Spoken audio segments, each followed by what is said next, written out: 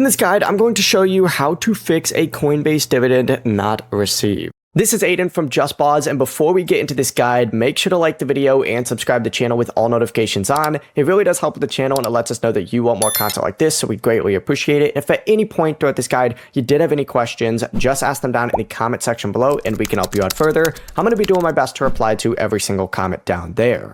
Begin by opening up Coinbase, and you need to select the stock or fund that should have paid that dividend. It doesn't really matter what it is for you, but you need to go to the corporate actions and confirm the dividend's payment date just to make sure it's correct.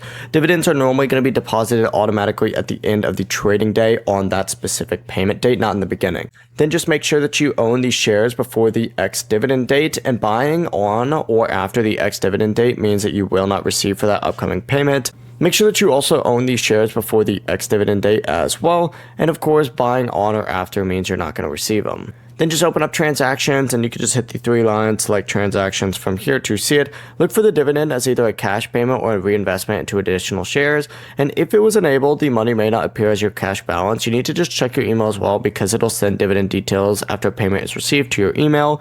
Dividend payments can sometimes end up being delayed by the company by issuing a stock by the depository trust company, so just keep that in mind. And if the payment date has passed and nothing appears after additional processing time, contact Coinbase support with the stock ticker and expected payment date. Before you do leave, make sure to like the video and subscribe to the channel with all notifications on. It really does help with the channel, and it lets us know that you want more content like this. We'd greatly appreciate it. And if at any point throughout this guide you did have any questions, just ask them down in the comment section below, and we can help you out further. I'm going to be doing my best to reply to every single comment down there. Peace.